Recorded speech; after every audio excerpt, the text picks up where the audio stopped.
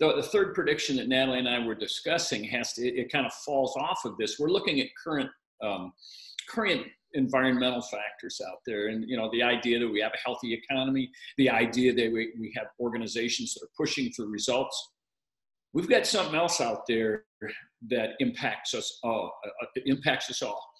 And that's what I would call kind of the social and political climate, the polarization. And to me, the prediction around it is it's not going away. The polarization is going to continue. And matter of fact, the use of tension as a tool will continue. And I think that's important organizationally, in that there's a lot of organizations that I've worked in where you find out that there's a lot of back and forth, either between, whether it's political divisions, whether it's social or generational divisions. Sometimes it's even down to they have they want to know what news channel they can have on the television within the company cafeteria.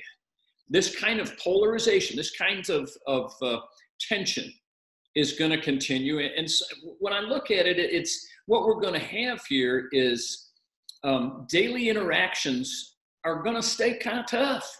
And matter of fact, one of the things that's come with the technological age, with a number of other factors, is that empathy has gone down.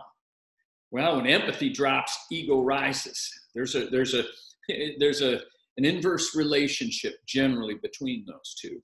And so the prediction is it's not going to somehow just go away. And so many of us keep looking into, organizationally, we're looking into, well, and I've heard some coaching clients just say, well, I just wish they would. And to me, it's getting out of that, I just wish they would, and thinking of it in a bigger picture, Go ahead. Yeah. Yeah, as you talk about tension as a tool, doubling down, and the fact that you've got people within meetings screaming at each other and, trying to bully your way into getting the result that you want. As you said, we've talked about that's not going away. And so the prediction on personally, what do you need to do about it? It's going to be the need to set even harder boundaries. Mm-hmm. And to also, just as a human being, preserve your empathy and gratitude. It's so important to remember that, because when you get caught up in the day-to-day and you have people around you where you're using tension as a tool, things aren't civil, everybody's wrapped up in their own desires and drives and goals and ego for the most part. It's really important that you, as an individual, as a leader, that you are clear about what you believe in and what you will stand for as a person. And because if you're clear on that outside of the job, it's that much easier for you to bring the calm into the meeting, for you to translate to other people what is right and what isn't. And it can be really hard to do in a group setting, in a setting where, empathy is down all around.